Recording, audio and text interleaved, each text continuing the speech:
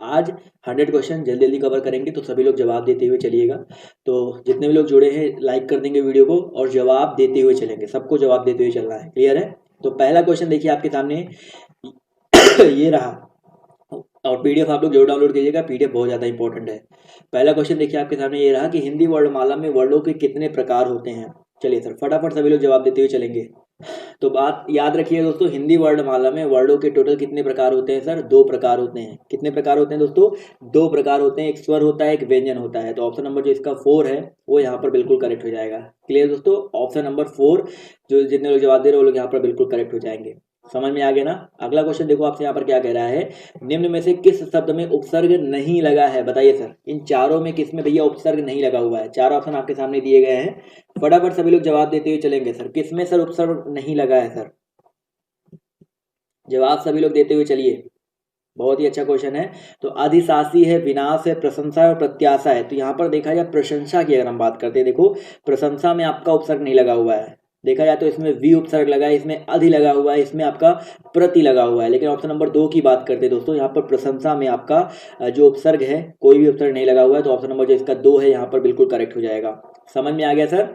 चलिए बढ़ते हैं अगले क्वेश्चन की ओर। तो देखिए क्या कह रहा है कि क्रय शब्द में कौन सा उपसर्ग लगाने से उसका अर्थ विपरीत हो जाएगा? चलिए सर फटाफट जवाब देते हुए चलेंगे। सर क्रय शब्द में ऐसा कौन सा उपसर्ग लगा देंगे कि उसका अर्थ जो है विकृत हो जाएगा, विपरीत हो जाएगा? तो क्रय का विलोम क्या होता है सर? विक्रय होता है ना। तो बिल्कुल सही बात है सर, यहाँ पर अगर हम लोग वी लगा देंगे तो ये विक्रय बन जाएगा। तो ऑप्शन जो इसका 4 है वो यहाँ पर बिल्कुल करेक्ट हो जाएगा। समझ में आ गया दोस्तों? चलिए बढ़ते हैं अगले क्वेश्चन की ओर। तो अगला क्वेश्चन देखिए आपसे यहाँ पर क्या कह रहा है, संस्कृति का विशेषण क्या हो जाएगा? चलिए क्वेश्चन नंबर आपके यहाँ पर 4 है, फटाफट सभी लोग जवाब देते हुए चलेंगे। सर संस्कृति का विशेषण क्या हो जाएगा? सांस्कृतिक होता है, लेकिन कौन सा सांस्कृतिक? ऑप्शन नंबर 1 वाला या 2 वाला? बिल्कुल सही बात है सर, ऑप्शन नंबर जो इसका 1 वाला है यहाँ पर बिल्कुल करेक्ट हो जाएगा, सांस्कृतिक। तो जितने भी लोग जवाब दे रहे हैं ऑप्शन नंबर फर्स्ट, वो लोग यहाँ पर बिल्कुल करेक्ट हो जाएंगे। क्लियर है? चलिए बढ़ते हैं अगले क्वेश्चन की ओर। तो अगला क्वेश्चन ध्यान से देखिएगा, क्या कह रहा है कि निम्नलिखित में से कौन सा शब्द व्यक्तिवाचक संज्ञा है? बताइए, बहुत ही इंपॉर्टेंट है। व्यक्तिवाचक संज्ञा सर कौन सा हो जाएगा? क्वेश्चन नंबर 5, फटाफट सभी लोग जवाब देते हुए चलेंगे सर।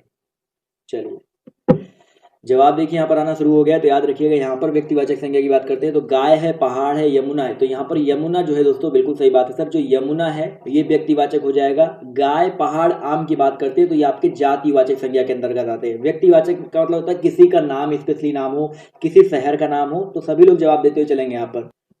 अगला क्वेश्चन ध्यान से देखिएगा, यहाँ पर क्या कह रहा है कि इनमें से एक क्रिया विशेषण कौन सा है? फटाफट बताइए सर। वह धीरे से बोलता है, क्रिया विशेषण की बात कर रहा है, यानी कि क्रिया की विशेषता किसमें बता रहा है सर? क्वेश्चन नंबर 6, फटाफट सभी लोग जवाब दीजिए सर। वह रमेश तेज धावक है, धावक है, सत्यवाड़ी सुंदर होती है। तो यहाँ पर देखा जाए तो पहला ऑप्शन देखिए ध्यान से, इस पहले ऑप्शन में यहाँ पर क्रिया की विशेषता बताई, बोलने की विशेषता बताई, धीरे से बोलता है। तो यहाँ पर पहले ऑप्शन में देखा जाए तो क्रिया की विशेषता बताई जा रही है। तो ऑप्शन नंबर जो इसका ए है वो यहाँ पर बिल्कुल करेक्ट हो जाएगा। 100 क्वेश्चन करने हैं तो थोड़ा जल्दी जल्दी करेंगे और जल्दी जल्दी आप लोग जवाब देते हुए चलेंगे सर, क्योंकि 100 क्वेश्चन कंप्लीट करने हैं आपको।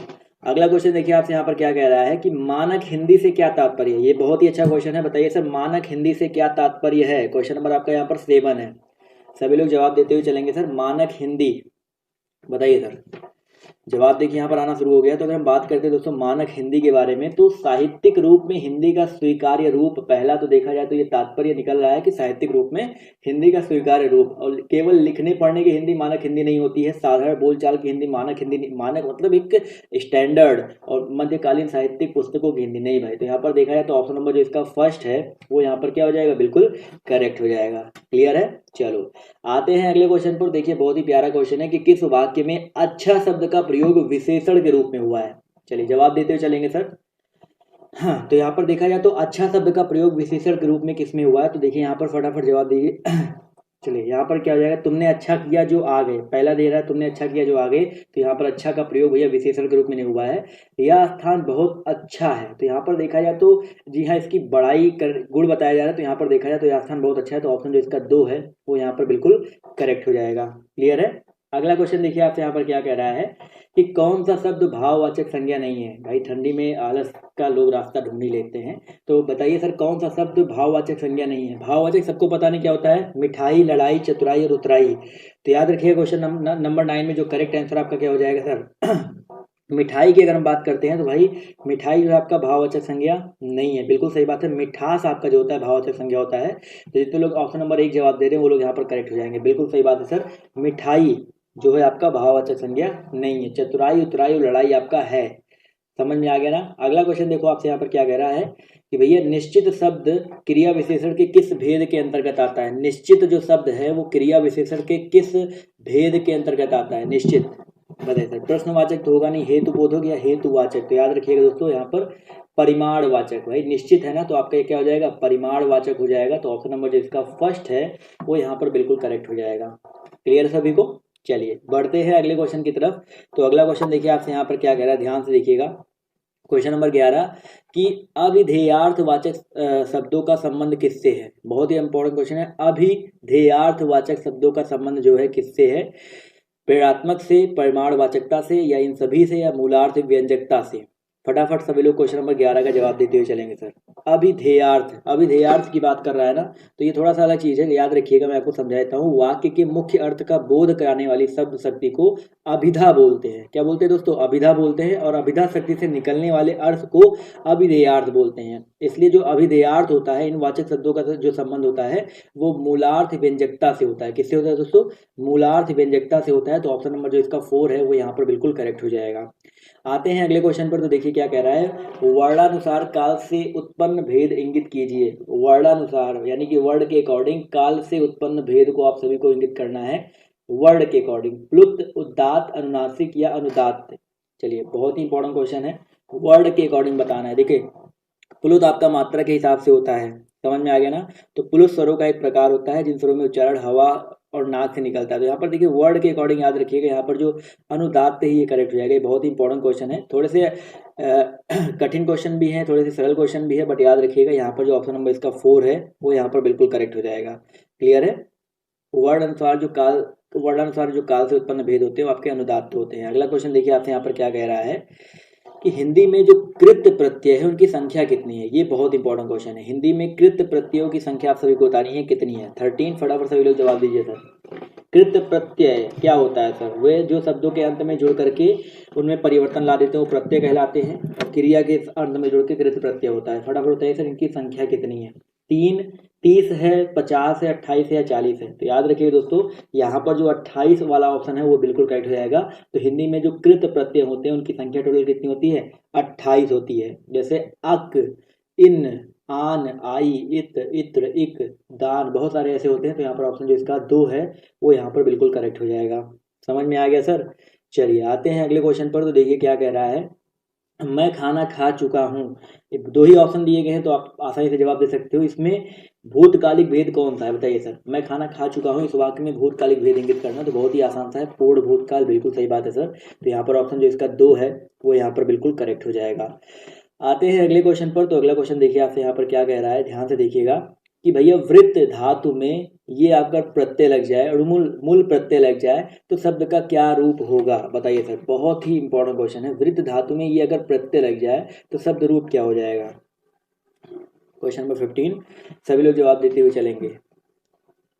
मूल, ये देखिए क्वेश्चन देखने से लग रहा है कि आपका कोई भी ऑप्शन नहीं होगा, बट यहाँ पर याद रखिए दोस्तों, अगर वृत्त धातु में अगर ये प्रत्यय लगा देते हैं तो आपका व्रंत बन जाता है। क्या बन जाता है दोस्तों, आपका व्रंत बन जाता है। तो यहाँ पर ऑप्शन नंबर जो इसका 3 है वो करेक्ट होगा। एक वाला करेक्ट नहीं होगा सर, ऑप्शन नंबर 3 व्री वाला नहीं होगा, व्रा होगा। क्लियर है।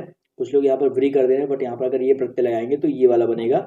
तो ऑप्शन नंबर जो इसका 3 है वो यहाँ पर बिल्कुल करेक्ट हो जाएगा। चलिए दोस्तों आते हैं अगले क्वेश्चन की तरफ।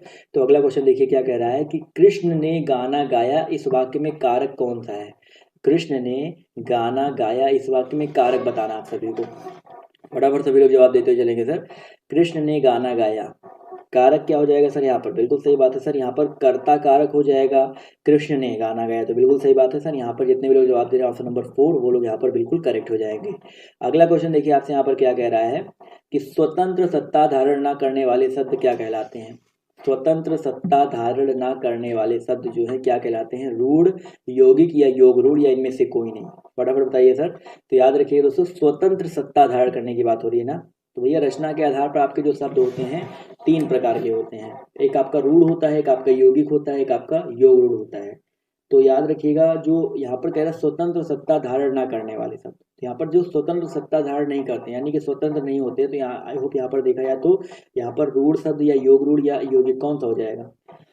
क्वेश्चन पढ़िए, स्वतंत्र सत्ता धारण न करने वाले शब्द क्या कहलाते हैं, यानी कि ऐसे शब्द जो स्वतंत्र सत्ता धारण नहीं करते हैं। अब रूढ़ शब्द जो स्वतंत्र होते हैं, नाक स्वतंत्र है, योग रूढ़ में भी देखा जाए तो और यौगिक में देखा जाए तो इन दोनों में से कोई एक होगा। कुछ लोग एक जवाब दे रहे हैं, बट यहाँ पर आई होप ऑप्शन जो इसका 3 है वो ज़्यादा करेक्ट होगा, क्योंकि यौगिक रूप, यौगिक का मतलब क्या होता है कि वो 2 या 2 से अधिक शब्दों से मिलकर के बनते हैं और उनका जो होता है अगर दोनों मिलकर के अपना अर्थ ना करके दूसरे कर दिखाते, तो यहाँ पर देखा जाए तो स्वतंत्र सत्ता ना धारण करने वाले जो शब्द हो जाएंगे आपके यौगिक हो जाएंगे। तो ऑप्शन जो इसका 3 है वो यहाँ पर हिसाब से करेक्ट हो जाएगा। परिभाषा को थोड़ा ध्यान से पढ़ना आप सभी को। अगला क्वेश्चन देखिए क्या कह रहा है कि भैया पत्र में, देखिए पत्र से संबंधित क्वेश्चन है कि पत्र में अपने से बड़े के लिए संबोधन शब्द कौन सा हो जाएगा। क्वेश्चन नंबर 18 फटाफट जवाब दीजिए सर। पत्र में अपने बड़े से बड़े के लिए संबोधन के लिए शब्द क्या हो जाएगा, बताइए सर। फटाफट सभी लोग जवाब देते हुए चलेंगे सर, क्या हो जाएगा करेक्ट आंसर बताइए। अगर हम बात करते हैं पत्र में, अगर हमको अपने बड़े की बात कर रहा है तो यहाँ पर क्या हो जाएगा, श्रद्धेय चिरंजीवी आयुष्मान। तो याद रखिए दोस्तों श्रद्धेय बिल्कुल सही बात है। तो ऑप्शन जो इसका 2 है वो यहाँ पर बिल्कुल करेक्ट हो जाएगा। अगला क्वेश्चन देखिए क्या कह रहा है, जल्दी जल्दी करते हैं अब, कि पत्र में अपरिचितों को संबोधित करने के लिए उपयुक्त शब्द क्या हो जाएगा। पत्र में अपरिचितों को संबोधित करने के लिए उपयुक्त शब्द क्या हो जाएगा, फटाफट सभी लोग जवाब देते चलिए। तो यहाँ पर श्रीमान, अपरिचित हो है ना, तो यहाँ पर याद रखिएगा अपरिचितों के लिए जब हम लोग सब संबोधित करते हैं तो प्रिय महोदय या श्रीमान इन दोनों में से कोई एक लगाते हैं, बट यहाँ पर प्रिय महोदय जो है करेक्ट हो जाएगा। कुछ लोग श्रीमान बोल रहे हैं बट यहाँ पर प्रिय महोदय शब्द का संबोधन करते हैं, क्लियर है। आदरणीय माता पिता के लिए किया जाता है और श्रीमान जो है किया जाता है अपने से बड़े जिनको हम लोग अच्छे से जानते हैं, श्रीमान। अगला क्वेश्चन देखिए आपसे यहाँ पर क्या कह रहा है कि इस चिन्ह का नाम बताइए। ये बताइए इस चिन्ह को क्या नाम दिया गया है, बताइए सर। ये सब बहुत ही आसान सा क्वेश्चन है। अगर हम बात करते हैं इसके बारे में तो इसको बोलते हैं अनुनासिक यानी कि चंद्र बिंदु, यानी कि ऑप्शन जो इसका 3 है वो यहाँ पर क्या हो जाएगा, बिल्कुल करेक्ट हो जाएगा। अगला क्वेश्चन देखो क्या कह रहा है कि इनमें से व्यक्तिवाचक संज्ञा कौन सी है, फटाफट बताइए सर। व्यक्तिवाचक संज्ञा इनमें से कौन सा है, मांडवी, भला, घरेलू या स्वतंत्र। 21 फटाफट सभी लोग जवाब देते हुए चलेंगे। तो याद रखिएगा दोस्तों व्यक्तिवाचक संज्ञा यहाँ पर मांडवी हो जाएगा, क्योंकि मांडवी एक नाम है और यहाँ पर मांडवी जो है आपका व्यक्तिवाचक संज्ञा के इसलिए अंतर्गत आ जाएगा। तो ऑप्शन जो इसका फर्स्ट है वो यहाँ पर बिल्कुल करेक्ट हो जाएगा। समझ में आ गया ना सर, चलिए बहुत अच्छी बात है। अगला क्वेश्चन देखिए क्या कह रहा है, इनमें से अव्यय कौन सा है। बहुत ज़्यादा बोलने का हिम्मत नहीं है सर, फटाफट जवाब देते हुए चलेंगे। सर इनमें से अव्यय कौन सा है, आवाज़ सबको क्लियर आ रही है ना, चलिए अव्यय कौन सा है। तो याद रखिएगा सजल, पतित, धीरे धीरे और सुंदर, इन सब में अगर देखा जाए क्वेश्चन नंबर 23 में तो आपका करेक्ट आंसर क्या हो जाएगा सर, 2 धीरे धीरे, जो ऑप्शन नंबर जो इसका 2 है ये आपका अव्यय हो जाएगा। अव्यय शब्द में क्या होता है कि लिंग, वचन, कारक इन सब में कोई भी आपका विकार नहीं उत्पन्न हो सकता है, विकार नहीं आता है। अगला क्वेश्चन देखो क्या कह रहा है कि निम्नलिखित शब्दों में से कौन सा शब्द क्रिया विशेषण है, बताइए सर। इन चारों में से क्रिया विशेषण कौन सा है। ये तो बहुत ही आसान सा है, बिल्कुल सही जवाब देखते ही क्वेश्चन जवाब आना शुरू हो गया है, धीरे धीरे। तो यहाँ पर जो धीरे धीरे है वो आपका क्या हो जाएगा सर, क्रिया विशेषण हो जाएगा। क्लियर है सभी को, चलिए बहुत ही अच्छी बात है। अगला क्वेश्चन देखो क्या कह रहा है, निम्नलिखित पद में एक प्रत्यय लगाने से बने कौन से हैं। निम्नलिखित पद एक प्रत्यय लगने से बने हैं, इनमें से कौन सा पद आपका गलत है, फटाफट जवाब दीजिए सर। कौन सा पद जो है एक प्रत्यय से नहीं बना है, तो पाक्षिक है और सामाजिक है, भौमिक है और दैविक है। 25 अगर देखा जाए तो यहाँ पर सामाजिक में देखा जाए तो समाज शब्द जो है एक प्रत्यय से नहीं बना है सर, समझ में आ गया ना। तो यहाँ पर समाज जो शब्द है, सामाजिक जो शब्द है वो आपका एक प्रत्यय से नहीं बना है। तो यहाँ पर जितने लोग 3 नंबर जवाब दे रहे हैं वो लोग करेक्ट है, पाक्षिक, भौमिक और दैविक में एक प्रत्यय आपका लगा हुआ है। अगला क्वेश्चन देखो क्या कह रहा है कि व्यवस्था से पूर्व कौन सा उपसर्ग लगाए कि उसका अर्थ विपरीत हो जाए। व्यवस्था से पहले ऐसा कौन सा उपसर्ग लगा दे कि उसका अर्थ जो है विपरीत हो जाए। तो व्यवस्था का विपरीत क्या होता है, अव्यवस्था होता है भाई। अव्यवस्था ये वाला नहीं होता है, ये वाला होता है, ऑप्शन नंबर 2 वाला होता है सर, याद रखिएगा। तो ऑप्शन जो इसका 2 है करेक्ट हो जाएगा भाई। अव्यवस्था ऐसे तो लिखते हो ना, क्लियर है ना सभी को। आते हैं अगले क्वेश्चन पर। तो अगला क्वेश्चन देखिए कह रहा है कि का वर्ण का उच्चार स्थान क्या होता है भाई। का वर्ण का, का, खा, गा, घा, अंगा, कहाँ से बोल रहे हो सर, कंठ से बोल रहे हो, बिल्कुल सही बात है सर। जब भी नहीं समझ में आए तो आप बोल के देख लिया करो। पा बोलो तो पा में देखो ओठ टच हो रहे हैं, पा, तो पा वर्ग ओठ से होता है। इस तरह चा वर्ग में तालु होता है, ता वर्ग में दांत होता है, ऐसे आप सभी याद कर सकते हो। टा वर्ग में मूर्धा होता है। अगला क्वेश्चन देखो क्या कह रहा है कि या वर्ण का उच्चार स्थान क्या है भाई। या वर्ड का उच्चार स्थान क्या है। अंतः से व्यंजन होते हैं यार अलावा, बट आपको उच्चार स्थान बताना है। तो याद रखिए दोस्तों जो या वर्ड होता है इनका जो उच्चार स्थान होता है इनका भी तालु ही होता है। क्या होता है दोस्तों, आपका तालु ही होता है। या का भी या बोलो तो आपका जीभ हल्का सा तालु में टच होता है या, तो आपका यहाँ पर भी क्या हो जाएगा, तालु हो जाएगा। क्लियर है। रा आपका मूर्धा होता है। अगला क्वेश्चन देखो क्या कह रहा है, टा वर्ग का उच्चार स्थान क्या होता है, बताइए सर। टा वर्ड, अभी मैंने आपको बताया था टा वर्ड का उच्चार स्थान क्या होता है, आप लोग जवाब दे सकते हो आसानी से। तो बिल्कुल सही जवाब आ रहा है सर, मूर्धा होता है। टा वर्ड की अगर हम बात करते हैं तो इनका उच्चार स्थान क्या होता है दोस्तों, मूर्धा होता है। आते हैं क्वेश्चन नंबर 30 पर। तो देखिए कह रहा है निम्नलिखित में से विशेषण चुनना है आप सभी को। भलाई, थोड़ा, मिठास और स्वयं, इन सब में विशेषण कौन सा है। तो 3 नंबर की बात करते हैं। बिल्कुल सही बात है सर, थोड़ा जो है आपका विशेषण हो जाएगा। कैसा विशेषण है सर, आपका परिमाणवाचक विशेषण है। तो ऑप्शन नंबर जो इसका 3 है वो यहाँ पर बिल्कुल करेक्ट हो जाएगा। क्लियर है। इसके अलावा अगला क्वेश्चन देखिए क्या कह रहा है कि भारतीय शब्द का बहुवचन क्या हो जाएगा, बताइए सर। भारतीय शब्द का बहुवचन यहाँ पर क्या हो जाएगा। क्वेश्चन नंबर 31, फटाफट सभी लोग जवाब देते हुए चलेंगे सर। चलिए जवाब देखिए यहाँ पर आना शुरू हो गया। तो याद रखिएगा भारतीय का भारतीयों होता है, बट कौन सा वाला, बी वाला आई थिंक यहाँ पर करेक्ट हो जाएगा। तो बिल्कुल सही बात है सर, जितने भी लोग जवाब दे रहे हैं ऑप्शन नंबर बी, वो लोग यहाँ पर बिल्कुल करेक्ट हो जाएंगे। चलिए बहुत ही अच्छी बात है।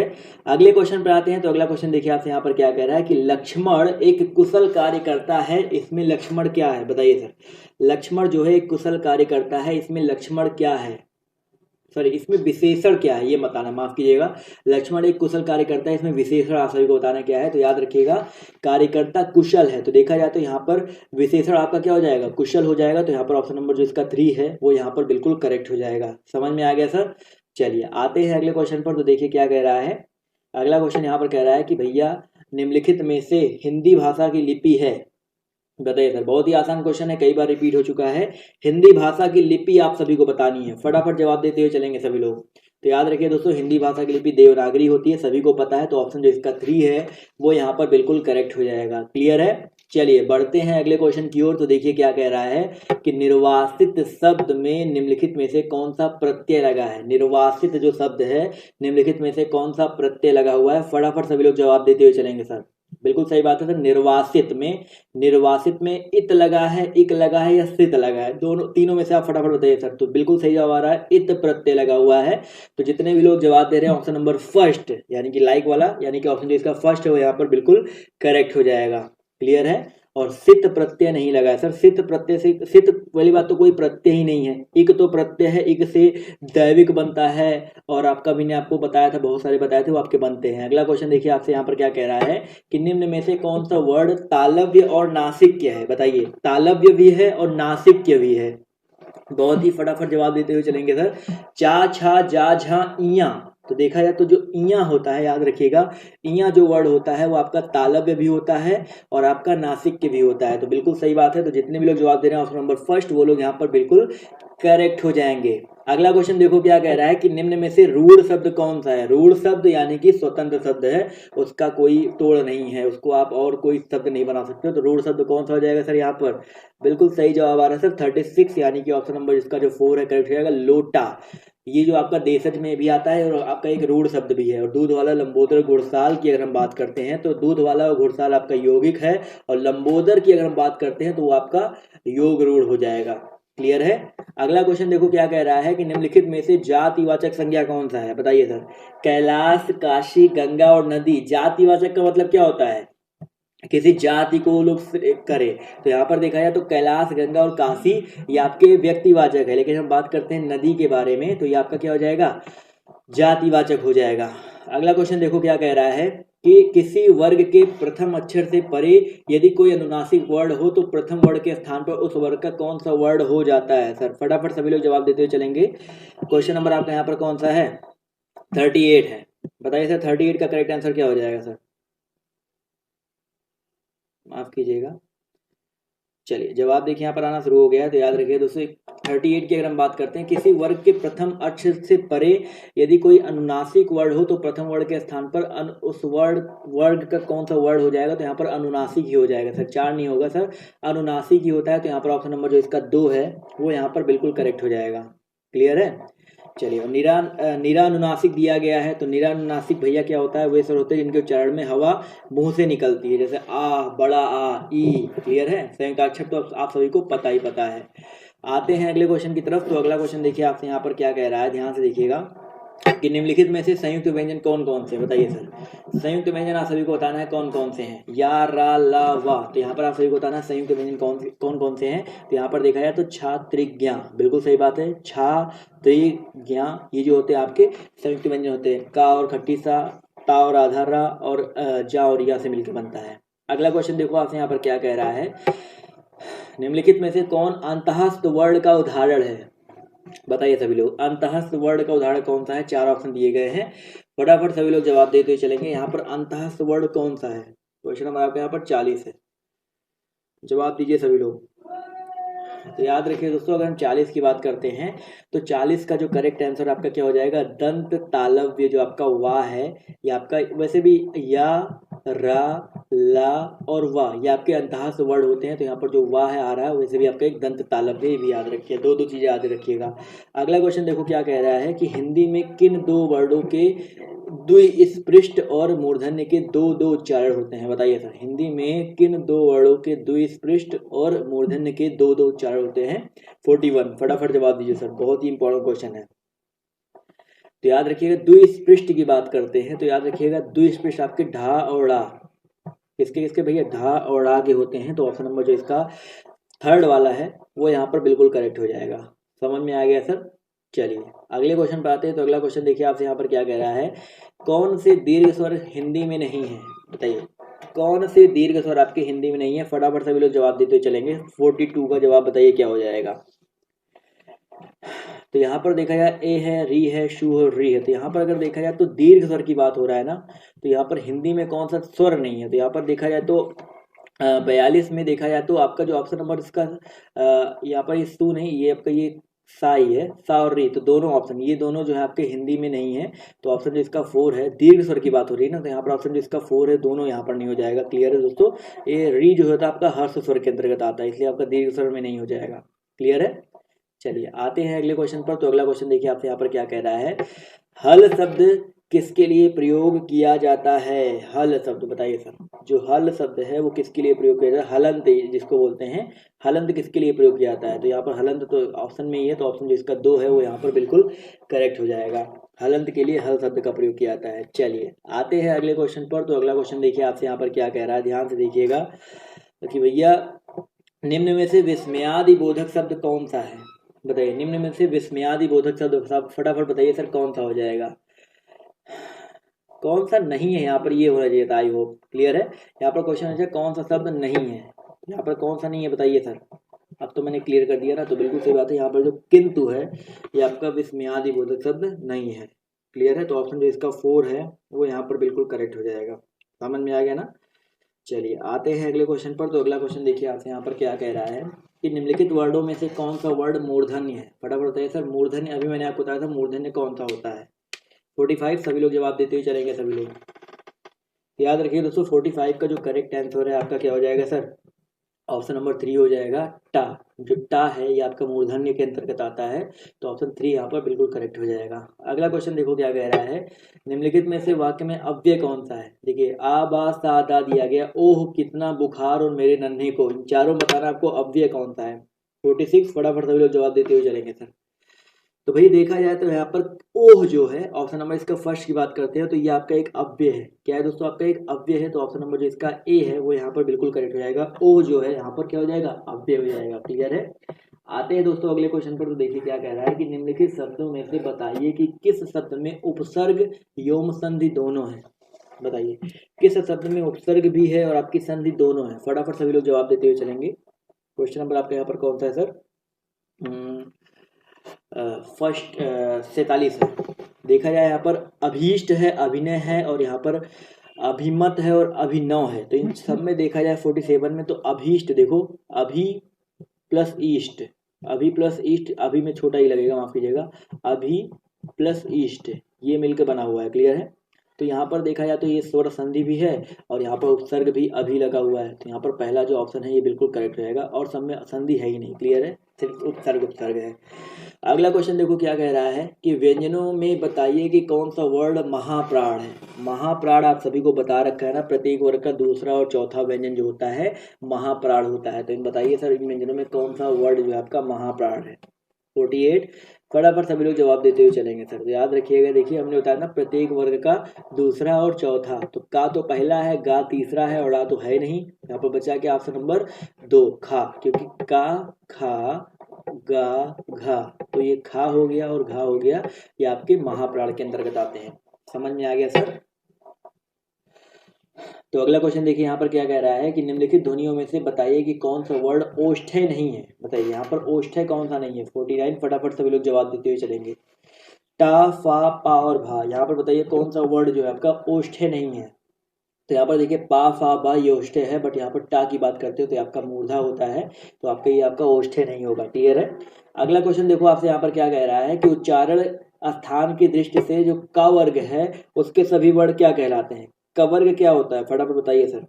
क वर्ग क्या होता है, कंठे होता है। बिल्कुल सही जवाब आ रहा है सर। तो यहाँ पर जो ऑप्शन नंबर इसका कौन सा है सर, ऑप्शन नंबर जो इसका 2 है वो यहाँ पर बिल्कुल करेक्ट है। क्लियर है। आवाज क्लियर नहीं आ रही होगी अभी तक आपको, बट आई होप अब क्लियर आ रही होगी, अब ज़्यादा क्लियर आ रही होगी। थोड़ा सा प्रॉब्लम हो गया था, मेरे ध्यान नहीं दिया था, माइक नीचे पड़ा हुआ है। अगला क्वेश्चन देखो आपसे यहाँ पर क्या कह रहा है कि डॉक्टर शब्द में जो आ ध्वनि है वो किस भाषा से आई है। बताइए सर, जो डॉक्टर शब्द है इसमें जो आ ध्वनि है वो किस भाषा से आई है। फटाफट सभी लोग जवाब देते हुए चलेंगे। 51 बताइए सर, इसका करेक्ट आंसर क्या हो जाएगा। आ की बात कर रहे हैं तो 51 की अगर हम बात करते हैं तो याद रखिएगा इसका जो करेक्ट आंसर है आपका क्या हो जाएगा, ऑप्शन नंबर 4 हो जाएगा। क्लियर है। तो आ ध्वनि जो है आपका अंग्रेजी से आया हुआ है। क्लियर है भाई, आ ध्वनि याद रखिएगा अंग्रेजी से है, डॉक्टर। क्लियर है।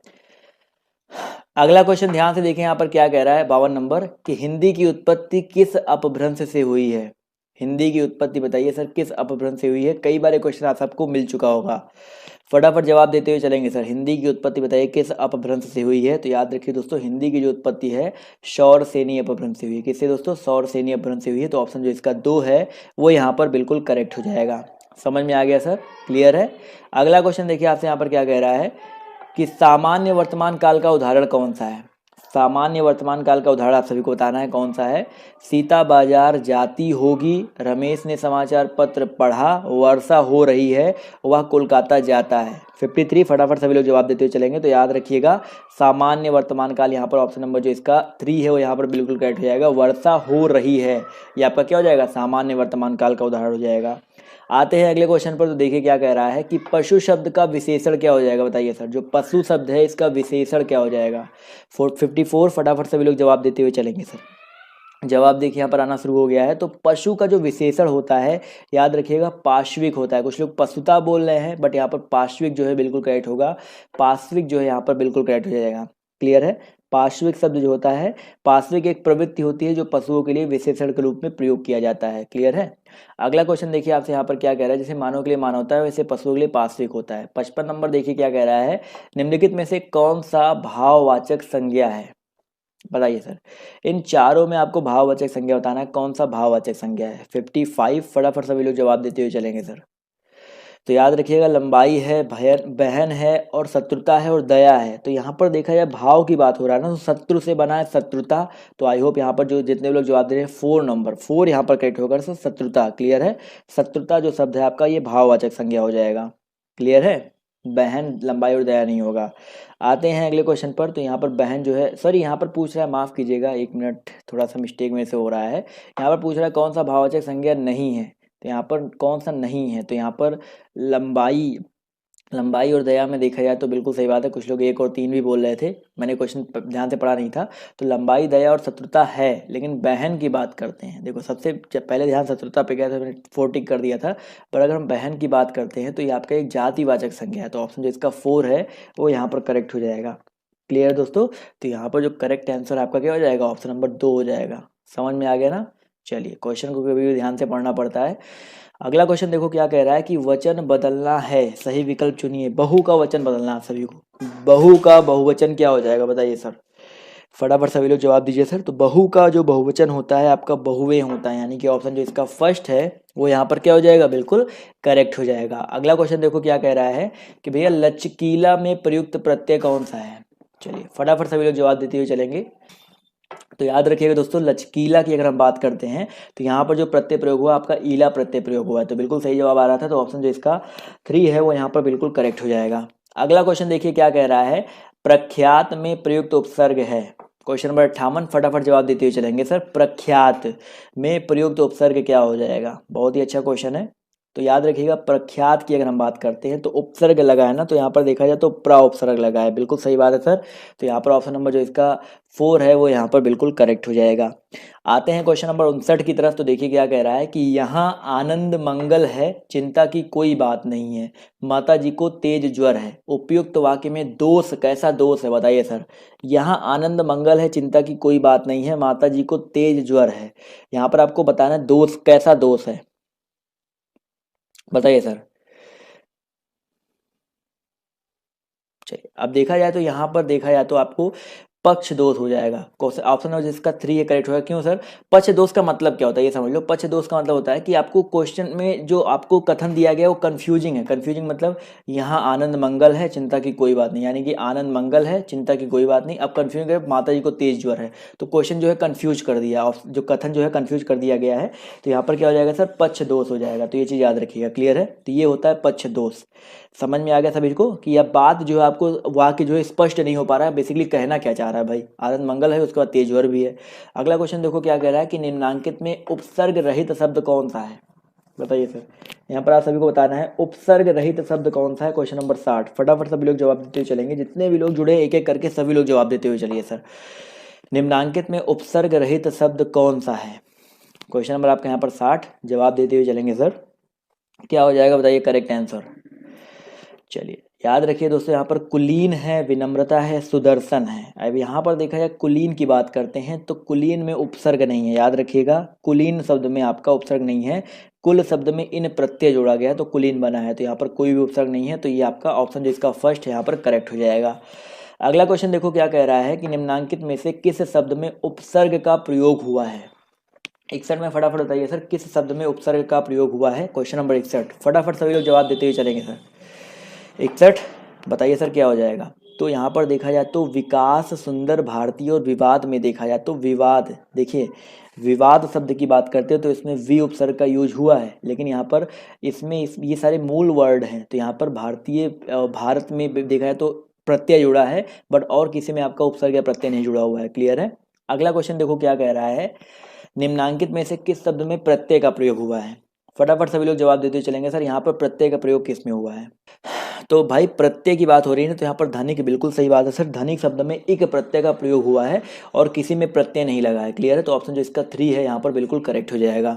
इसी तरह क्वेश्चन नंबर आपका यहाँ पर 63 देखिए क्या कह रहा है कि निम्नलिखित में से कौन सा शब्द क्रियार्थक संज्ञा है? बताइए सर, कौन सा शब्द आपका क्रियार्थक संज्ञा है? खेल, महान, गणना या पीना? चलिए सर, जब कोई क्रिया संज्ञा की भांति व्यवहार करता है तो वो आपका क्रियार्थक संज्ञा कहलाता है। तो याद रखिएगा, जब कोई क्रिया, तो खेल, गणना, पीना, इन सब में बताओ महान तो कोई क्रिया है नहीं, महान तो क्रिया कोई क्रिया नहीं है नहीं। तो यहाँ पर 3 तो ऑप्शन वैसे भी नहीं होगा। बात हुई आपकी यहाँ पर गणना के बारे में। देखो गणना जो है ये शब्द आपका क्रियार्थक संज्ञा हो जाएगा। और मैंने आपको बताया ना कि जब कोई क्रिया संज्ञा की भांति, गणना एक संज्ञा की भांति कभी कभी काम करता है कि चलो गणना करो, गणना करना बहुत ज़्यादा महत्वपूर्ण बात है, तो ऐसे आप इसको प्रयोग संज्ञा के रूप में कर सकते हैं। क्लियर है? अगला क्वेश्चन देखो आपसे यहाँ पर क्या कह रहा है कि भैया जो शब्दांश शब्द के आदि में जुड़ करके शब्द के पहले अर्थ को परिवर्तित कर दे उन्हें क्या कहते हैं? आदि और अंत। आदि मतलब होता है पहले, तो बताओ सर आदि भी कौन जोड़ता है? सर आदि मतलब पहले होता है, यानी कि उपसर्ग, यानी कि ऑप्शन जो इसका 4 है वो यहाँ पर बिल्कुल करेक्ट हो जाएगा। समझ में आ गया सर? आते हैं अगले क्वेश्चन पर। तो देखिए क्या कह रहा है, निम्नांकित में से अव्यय का कौन सा भेद नहीं है? बताइए सर, अव्यय के कई सारे भेद होते हैं, इसमें से कौन सा अव्यय का भेद नहीं है? फटाफट सभी लोग जवाब दीजिएगा। अव्यय के 4 भेद होते हैं, मैं आपको बता दे रहा हूँ। एक आपका समुच्चय बोधक होता है, एक क्रिया विशेषण अव्यय होता है, एक आपका संबंध बोधक होता है, एक आपका विस्मयादि बोधक होता है। तो इन चारों में आपको बताना कौन सा नहीं है, तो विचाराधिबोधक। तो बिल्कुल सही बात है, ऑप्शन जो इसका फर्स्ट है वो यहाँ पर बिल्कुल करेक्ट हो जाएगा। अगला क्वेश्चन देखिए आपसे यहाँ पर क्या कह रहा है, विस्मयादि बोधक को भावादि बोधक भी कहते हैं, तो ये मत सोचिएगा सर 2 वाला ऑप्शन हमने नहीं बोला था। अगला क्वेश्चन देखिए आपसे कह रहा है कि कौन सा उपसर्ग आचार शब्द से पूर्व लगने से उसका अर्थ जुल्म हो जाता है? बताइए सर, कौन सा उपसर्ग आचार शब्द से पहले अगर लगा दे तो उसका मतलब जुल्म हो जाएगा? बताइए सर, किसमें अत्याचार या निराचार या दुराचार? बताइए सर, फटाफट जवाब दीजिए सर। कौन सा प्रत्यय लगा देंगे? तो याद रखिएगा यहाँ पर पहला ऑप्शन देखो आचार में अगर हम लोग अन लगा दें तो क्या हो जाएगा, अनाचार। तो अनाचार का मतलब क्या होता है सर, जुल्म होता है। तो ऑप्शन जिसका फर्स्ट है करेक्ट हो जाएगा। अत्याचार, अत्याचार होता है, अत्याचार, निराचार और दुराचार ये अलग चीज़ है, बट यहाँ पर अनाचार का जो एग्जैक्ट मीनिंग होता है वो आपका जुल्म होता है। क्लियर है। अगला क्वेश्चन देखो क्या कह रहा है कि पितृ शब्द में इक शब्द लगाने से क्या बनेगा। बताइए सर, अगर पितृ में अगर हम लोग इक लगाते हैं तो क्या बनता है, इक छोटी ये रहेगा। तो याद रखिएगा पित्त में बनाएंगे तो पैतृक बनेगा, लेकिन पैतृक कौन सा बनेगा सर, ए वाला तो बनेगा नहीं, सी वाला भी नहीं बनेगा। अब दोनों में से एक बनेगा, तो दो वाला तो अशुद्ध लिखा है, तो यानी कि बचा क्या ऑप्शन नंबर 4। तो ऑप्शन जो इसका 4 है वो यहाँ पर क्या हो जाएगा, बिल्कुल करेक्ट हो जाएगा, पैतृक। बिल्कुल सही बात है। आते हैं अगले क्वेश्चन पर। तो देखिए क्या कह रहा है कि निम्नांकित में से कौन सा शब्द कृदंत प्रत्यय से बना है। बताइए सर, कृदंत प्रत्यय से कौन सा बना हुआ है। 68, फटाफट सभी लोग जवाब देते हुए चलेंगे सर। 68 बताइए सर, करेक्ट आंसर क्या हो जाएगा, बताइए सभी लोग। तो याद रखिए, कृपालु है, दुधारू है, बिकाऊ है और रंगीला है। तो 68 में याद रखिएगा दोस्तों, यहाँ पर बिकाऊ जो है करेक्ट हो जाएगा, ये आपका कृदंत प्रत्यय से बना है। क्लियर है। तो यहाँ पर जितने भी लोग जवाब दे रहे हैं ऑप्शन नंबर 3 वो लोग यहाँ पर करेक्ट हो जाएंगे। इसके अलावा कृपालु, दुधारू और रंगीला जो है आपके तद्धित प्रत्यय हैं। देखो, एक कृदंत प्रत्यय होता है, एक आपका तद्धित प्रत्यय होता है। तो यहाँ पर बिकाऊ आपका कृदंत है और तीनों आपके तद्धित हो जाएंगे। अगला क्वेश्चन देखो क्या कह रहा है कि निम्नांकित में से कौन सा शब्द प्रत्यय युक्त है। बताइए सर, कौन सा शब्द आपका यहाँ पर प्रत्यय युक्त हो जाएगा, बताइए फटाफट सभी लोग जवाब दीजिए। सर प्रत्यय किसमें है, सजीव, कुरूप, पराजय और मलिन। तो याद रखिए दोस्तों, यहाँ पर सजीव है, कुरूप है, पराजय है, मलिन है। तो यहाँ पर मलिन की अगर हम बात करते हैं, बिल्कुल सही बात है सर, मलिन में इन प्रत्यय लगा हुआ है। तो ऑप्शन नंबर जो इसका 4 है वो यहाँ पर बिल्कुल करेक्ट हो जाएगा। अगला क्वेश्चन देखो क्या कह रहा है कि हिंदी वर्णमाला में अयोग वह वर्ण कौन से हैं। बताइए सर, निम्नलिखित वर्णमाला में अयोग वह वर्ण कौन से हैं। अयोग हुआ मैंने आपको बताया था ना कौन से होते हैं, आहा और अंगा होता है। तो यहाँ पर आहा और अंगा होना चाहिए, ये आ नहीं है, अंगा है और आहा है। तो ऑप्शन जो इसका 4 है वो यहाँ पर बिल्कुल करेक्ट हो जाएगा। यहाँ पर एक चंद्र बिंदी लगा दो, नहीं तो आप कंफ्यूज हो जाओगे। तो ऑप्शन जो इसका 4 है यहाँ पर करेक्ट हो जाएगा। क्लियर है। आते हैं अगले क्वेश्चन पर। तो देखिए क्या कह रहा है कि निम्नलिखित में से बताइए किस शब्द में द्वितीय व्यंजन है। बताइए सर, निम्नलिखित में से आप सभी को बताना है किस शब्द में आपका द्वितीय व्यंजन है। फटाफट सभी लोग जवाब देते चलेंगे सर। 71, द्वितीय व्यंजन का मतलब क्या होता है सर। देखिए सर, द्वितीय व्यंजन यहाँ पर है दिल्ली में, देखो ला और ला 2 बार आ गया है, तो बिल्कुल सही बात है सर। तो यहाँ पर जो दिल्ली वाला वर्ड है यहाँ पर द्वितीय व्यंजन हो जाएगा। तो ऑप्शन नंबर जो इसका बी है यहाँ पर बिल्कुल करेक्ट हो जाएगा। अगला क्वेश्चन देखो क्या कह रहा है कि ए और ए वर्ड क्या कहलाते हैं। बताइए सर, ए और ए वर्ड क्या कहलाते हैं। क्वेश्चन नंबर आपका यहाँ पर कौन सा है सर, 72। फटाफट सभी लोग जवाब देते हुए चलेंगे सर, ए और ए वर्ड क्या कहलाते हैं। तो याद रखिएगा दोस्तों, ये आपके कंठ तालव्य, बिल्कुल सही जवाब आ रहा है सर। जिन वर्डों का उच्चारण कंठ और तालव्य दोनों की संयुक्त रूप से हो वहाँ पर आपका कंठ तालव्य होता है। तो आप ऑप्शन नंबर जो इसका 2 है करेक्ट हो जाएगा। अगला क्वेश्चन देखो क्या कह रहा है कि ये जो तीनों सा है और हा है ये कौन से व्यंजन कहलाते हैं। बताइए, शाह, सा, सा और हा ये तीनों कैसे व्यंजन कहलाते हैं। 73, बहुत ही आसान क्वेश्चन है, कई बार मैं आपको करवा चुका हूँ। तो बिल्कुल सही बात है सर, ये आपके ऊष्म व्यंजन कहलाते हैं। क्या दोस्तों, आपके ऊष्म व्यंजन कहलाते हैं। तो 73 का जो आपका 2 वाला आंसर है करेक्ट हो जाएगा। स्पर्श संघर्षी अलग है, स्पर्शी अलग है और प्रकंपी तो बिल्कुल अलग है। क्लियर है। अगला क्वेश्चन देखिए आपसे यहाँ पर क्या कह रहा है कि किसी वर्ग के पहले वर्ड का चा, टा, ता, पा का मेल यदि अनुनासिक वर्ड से हो तो वहाँ उस वर्ड के स्थान पर उसी वर्ग का कौन सा वर्ड हो जाता है। बताइए सर, ये बहुत अच्छा क्वेश्चन है। 74, जैसे का, चा, टा, ता, पा उसके अनुनासिक से हो तो उसी वर्ग का कौन सा वर्ड हो जाता है। बताइए सर। तो पंचमाक्षर, बिल्कुल सही बात है, इसको वैसे भी पंचमाक्षर बोला जाता है। तो यहाँ पर जो आपका ऑप्शन नंबर 4 है पंचम, वो यहाँ पर बिल्कुल करेक्ट हो जाएगा, पंचमाक्षर। तो यहाँ पर जितने भी लोग जवाब दे रहे हैं ऑप्शन नंबर 4 या पंचम बोल रहे हैं या 5 बोल रहे हैं वो लोग यहाँ पर बिल्कुल करेक्ट हो जाएंगे। अगला क्वेश्चन देखो क्या कह रहा है कि लेखक शब्द के अंत में कौन सा प्रत्यय लगा हुआ है। बताइए सर, लेखक शब्द के अंत में कौन सा प्रत्यय लगा हुआ है। 75 सभी लोग जवाब देते हुए चलेंगे। लेखक 75, देखिए बिल्कुल सही बात है सर। लेखक की अगर हम बात करते हैं तो लेखक में अक प्रत्यय लगा है। क्या लगा है दोस्तों, आपका अक प्रत्यय लगा हुआ है। तो ऑप्शन नंबर जो इसका 4 है वो यहाँ पर बिल्कुल करेक्ट हो जाएगा। इसी तरह क्वेश्चन नंबर आपका 76 कह रहा है निम्न में नासिक के व्यंजन कौन सा है। बताइए सर। 76, फटाफट सभी लोग जवाब देते हुए चलेंगे सर, नासिक के व्यंजन कौन सा है 76 में। बहुत ही अच्छा क्वेश्चन है। तो याद रखिएगा यहाँ पर आपका जो ऑप्शन नंबर 3 है इया, इया जो होता है नाक से हल्का सा देखो आता है ना, नासिक के व्यंजन हो जाएगा, इया हो गया, अड़ा हो गया, और इसके अलावा ना हो गया, माँ हो गया, ये सारे आपके नासिक के व्यंजन होते हैं। अगला क्वेश्चन देखो क्या कह रहा है आपसे, यहाँ पर देखिएगा ध्यान से कि भैया निम्नलिखित में से कौन सा कृदंत है। मैंने आपको बता रखा है ना कृदंत क्या होता है, तो बताइए सर। चतुराई, भिड़ंत, मिठास और दुधारू में आपका कृदंत क्या हो जाएगा। भिड़ंत, भिड़ंत, कृदंत, तो बिल्कुल सही बात है। देखा जाए तो यहाँ पर जितने भी लोग जवाब दे रहे हैं ऑप्शन नंबर 3 वो लोग यहाँ पर बिल्कुल करेक्ट हो जाएंगे। कृत प्रत्यय अंत से बना है इसलिए आपका ये कृदंत हो जाएगा। क्लियर है। अगला क्वेश्चन देखो क्या कह रहा है कि भैया कंठ ध्वनियाँ कौन कौन सी है। 78, फटाफट सभी लोग जवाब दीजिए यहाँ पर। कंठ ध्वनियाँ कौन कौन सी है। चलिए 78 सभी लोग जवाब देते हुए चलेंगे। तो याद रखिए दोस्तों यहाँ पर जो का और खा है, का वर्ग जो होता है वो कंठ ध्वनि के अंतर्गत आता है। तो ऑप्शन नंबर जो इसका 3 है वो यहाँ पर बिल्कुल करेक्ट हो जाएगा, कंठ ध्वनियाँ हो जाएंगी। क्लियर है। अगला क्वेश्चन देखिए क्या कह रहा है कि वस्तु, स्थान, भाव या विचार के द्योतक शब्द को क्या कहते हैं। बताइए। वस्तु, स्थान, भाव या विचार के द्योतक शब्द को क्या कहते हैं। बहुत ही इंपॉर्टेंट क्वेश्चन है। 79 फटाफट सभी लोग जवाब देते हुए चलेंगे सर। ये बहुत इंपॉर्टेंट, तो याद रखिएगा वस्तु, स्थान, भाव या विचार के द्योतक शब्द को हम लोग संज्ञा शब्द कहते हैं। बहुत ही इंपॉर्टेंट है, काफी कम लोगों ने सही जवाब दिया है। तो यहाँ पर संज्ञा शब्द याद रखिएगा, जो ऑप्शन नंबर इसका 4 है वो यहाँ पर बिल्कुल करेक्ट हो जाएगा। क्लियर है। चलिए बढ़ते हैं अगले क्वेश्चन पर। तो देखिए क्या कह रहा है कि सुत शब्द को स्त्रीवाचक बनाने के लिए किस प्रत्यय का प्रयोग किया जाएगा। बताइए। जो सुत शब्द है अगर आपको इसको स्त्रीवाचक बनाना है तो किस प्रत्यय का प्रयोग किया जाएगा। फिर क्वेश्चन नंबर 80 फटाफट सभी लोग जवाब देते हुए चलेंगे सर। बहुत ही अच्छा क्वेश्चन है। बताइए सर करेक्ट आंसर क्या हो जाएगा।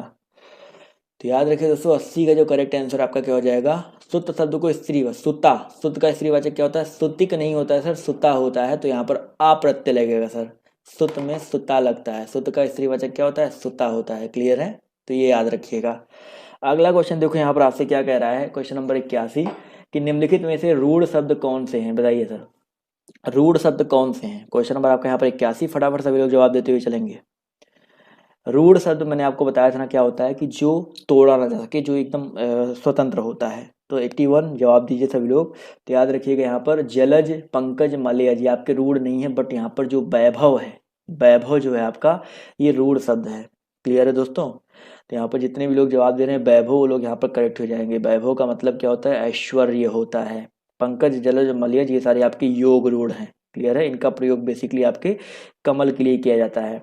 अगला क्वेश्चन देखो आपसे यहाँ पर क्या कह रहा है कि स्वरों को किस एक अन्य नाम से भी जाना जाता है। फटाफट जवाब दिए सर। स्वरों को किस एक अन्य नाम से भी जाना जाता है। स्वर जो होते हैं उनको और किस नाम से जानते हो सर। हल, अच, मूर्धन्य या प्लुत। फटाफट सभी लोग जवाब दीजिएगा। तो याद रखिएगा प्लुत तो उसका प्रकार होता है सर। प्लुत तो आपका एक प्रकार होता है। इसका यहाँ पर करेक्ट आंसर हो जाएगा हल। बिल्कुल सही बात है। यहाँ पर ऑप्शन नंबर फर्स्ट बहुत कम लोग जानते हैं सर। स्वरों को हल नाम से भी जाना जाता है, प्लुत एक प्रकार है। क्लियर है।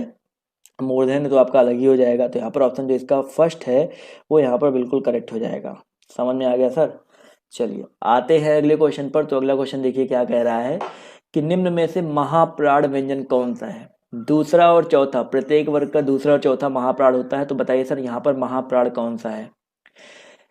का, चा, या रा तो अंतहस्त है। तो यहाँ पर बचा, और सारे अंतहस्त आपके अल्प प्राण होते हैं वो भी याद रखिएगा। तो यहाँ पर बचा हुआ ऑप्शन नंबर फर्स्ट ये आपका क्या हो जाएगा, महाप्राण व्यंजन हो जाएगा, ऑप्शन नंबर फर्स्ट। क्लियर है दोस्तों। चलिए आते हैं अगले क्वेश्चन पर। तो देखिए क्या कह रहा है कि मूल धातु से पूर्व जिन शब्दों का प्रयोग किया जाता है उन्हें क्या कहते हैं। मूल धातु से पूर्व जिन शब्दों का प्रयोग किया जाता है तो उन्हें क्या कहते हैं। तो याद रखिएगा मूल धातु से पहले हम लोग उपसर्ग का प्रयोग करते हैं। आसान सा क्वेश्चन है। तो ऑप्शन जो इसका 2 है वो यहाँ पर बिल्कुल करेक्ट हो जाएगा। क्लियर है। अगला क्वेश्चन देखिए क्या कह रहा है कि हिंदी वर्णमाला में कुल कितने वर्ड होते हैं। बताइए सर हिंदी वर्णमाला में कुल कितने वर्ड होते हैं। 85 सभी लोग जवाब देते हुए चलेंगे। तो याद रखिएगा दोस्तों हिंदी वर्णमाला की अगर हम बात करते हैं तो यहाँ पर कुल कितने वर्ड होते हैं, 50 वर्ड, 46 वर्ड, 35 वर्ड या 43 वर्ड। तो याद रखिएगा दोस्तों अगर 85 की बात करते हैं तो हिंदी वर्णमाला में कुल आपके 46 वर्ड होते हैं। बहुत ही अच्छा क्वेश्चन मैं आपको बताता हूँ।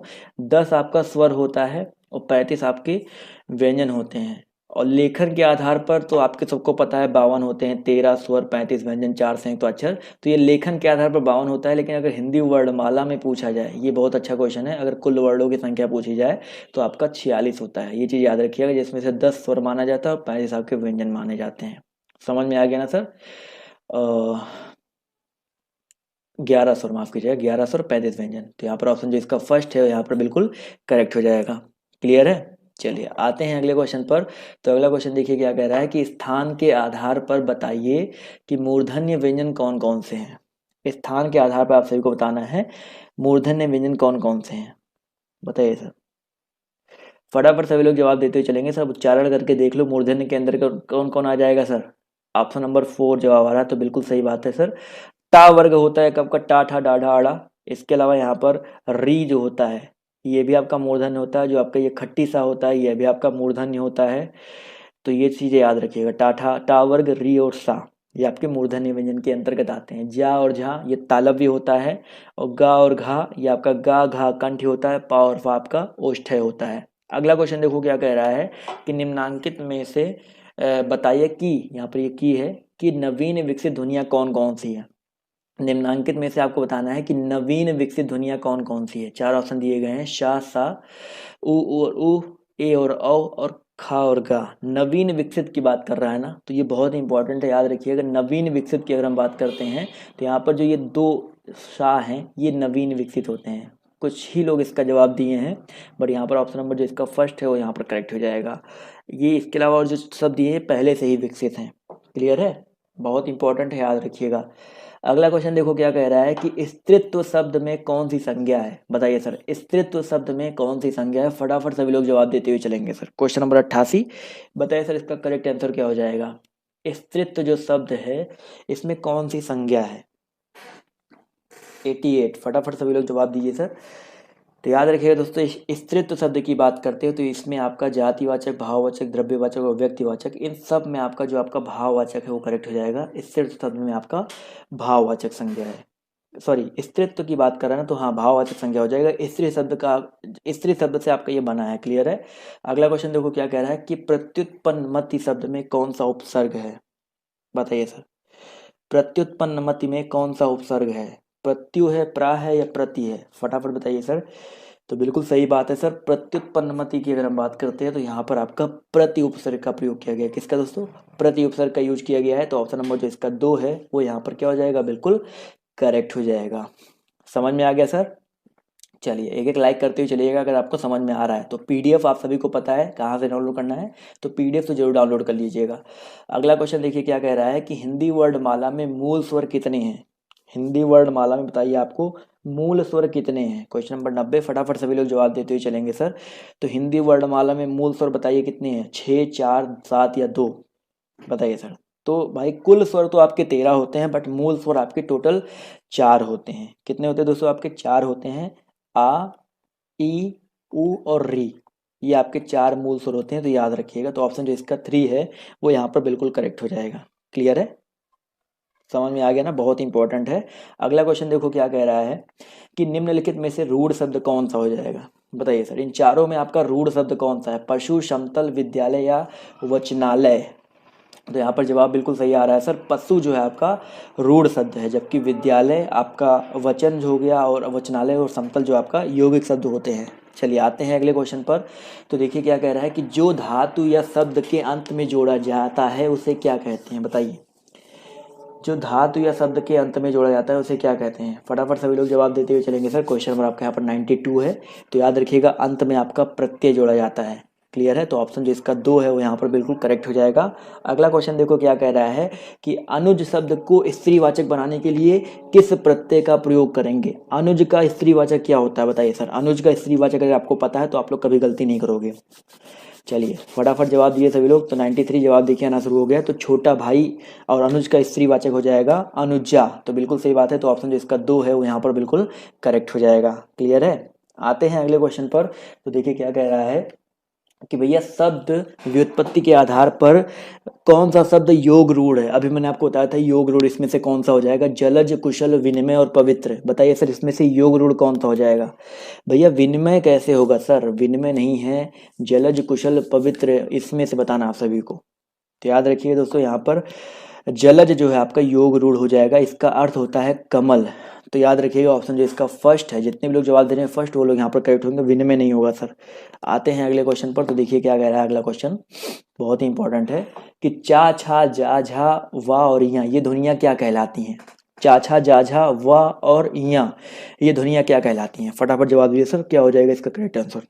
तो बिल्कुल सही जवाब आ रहा है सर, ये ध्वनियां आपकी तालव्य ध्वनियां कहलाती हैं। तो ऑप्शन जो इसका 3 है वो यहाँ पर बिल्कुल करेक्ट हो जाएगा। अगला क्वेश्चन देखो क्या कह रहा है, हिंदी वर्णमाला में कुल कितने व्यंजनों की संख्या कितनी है। बताइए हिंदी वर्णमाला में कुल व्यंजनों की संख्या कितनी है। फिर से हिंदी वर्णमाला की बात कर रहा है, तो इसमें कुल व्यंजन बताना है आप सभी को कितने हो जाएंगे। तो 33 है, बिल्कुल सही बात है। तो ऑप्शन जो इसका 3 है वो यहाँ पर बिल्कुल करेक्ट हो जाएगा। अगला क्वेश्चन देखो क्या कह रहा है, वर्णमाला में बताइए कि संयुक्त स्वर कौन कौन से हैं। स्वर की बात कर रहा है, संयुक्त व्यंजन तो आपको छात्रिज्ञा और स्रात सात स्रा तो आपको पता ही है। तो यहाँ पर बताना है संयुक्त स्वर कौन कौन से हैं। 97, फटाफट सभी लोग जवाब देते हुए चलेंगे सर। बताइए सर 97 का करेक्ट आंसर क्या हो जाएगा। तो याद रखिएगा दोस्तों, हिंदी वर्णमाला की अगर हम बात करते हैं तो उसमें जो संयुक्त स्वर हैं आपके, वो आपके 4 नंबर वाला या 2 नंबर 4 वाला यहाँ पर करेक्ट हो जाएगा, ए और औ। क्लियर है दोस्तों, संयुक्त स्वर आपके कौन कौन से हैं, ए हैं और औ हैं, ए और औ हैं। क्लियर है, तो ऑप्शन जो इसका 4 है वो यहाँ पर बिल्कुल करेक्ट हो जाएगा। समझ में आ गया ना सर। चलिए 98 सभी लोग जवाब दीजिए कि हिंदी वर्णमाला में कुल संयुक्ताक्षर कौन कौन से हैं। संयुक्ताक्षर बताइए कौन कौन से हैं। फटाफट क्वेश्चन नंबर 98 सभी लोग जवाब देते हुए चलेंगे सर। तो बिल्कुल सही जवाब आ रहा है सर 98 की अगर हम बात करते हैं तो हिंदी वर्णमाला में छा, त्रिज्ञा और शा, मैंने आपको बताया था ना, ये आपके संयुक्ताक्षर होते हैं। ये 2 वर्डों के मेल से बनते हैं। छा आपका का और खट्टी सा से बनता है, आधा ता और रा से रा बनता है, और आधा जा और यहाँ से जा ज्ञा बनता है। क्लियर है। अगला क्वेश्चन देखो क्या कह रहा है कि निम्न में से बोध वर्ण कौन है। बताइए सर निम्न में से बोध वर्ण कौन कौन से हैं। क्वेश्चन नंबर 99 सभी लोग जवाब देते हुए चलेंगे सर। बोध वर्ण कौन कौन से हैं, फटाफट सभी लोग जवाब दीजिए सर, क्या हो जाएगा इसका करेक्ट आंसर। बोध वर्ण बहुत ही इंपॉर्टेंट है 99। तो याद रखिए दोस्तों, यहाँ पर जो हा है, बिल्कुल सही बात है सर, जो हा है आपका ये बोध वर्ण है। हा आपका ऊष्म होता है, अघोष होता है, महाप्राण होता है, स्वर यंत्रीय व्यंजन होता है, बहुत सारी इसकी परिभाषाएं, बहुत सारे नाम से इसको हम जानते हैं। और लास्ट क्वेश्चन देखिए आपसे यहाँ पर क्या कह रहा है कि निम्न में से कोमल तालव्य ध्वनियाँ कौन सी है। कोमल तालव्य ध्वनियाँ कौन सी है, फटाफट बताइए सर, बहुत ही इंपॉर्टेंट क्वेश्चन है। क्वेश्चन नंबर आपका 100, फटाफट सभी लोग जवाब देते हुए चलेंगे। यहाँ पर कोमल तालव्य ध्वनियाँ कौन सी हैं। तो याद रखिए दोस्तों, यहाँ पर कोमल तालव्य की अगर हम बात करते हैं तो आपका जो चा वर्ग होता है वो आपका कोमल तालव्य के अंतर्गत आता है, चा, छा, जा, झा। क्लियर है, तो यहाँ पर ऑप्शन जो इसका 3 है वो यहाँ पर करेक्ट हो जाएगा। तो भाई ये रहे आज के कुछ इंपॉर्टेंट 100 क्वेश्चंस। तो आपको कैसे लगे कमेंट करके जरूर बता दीजिए।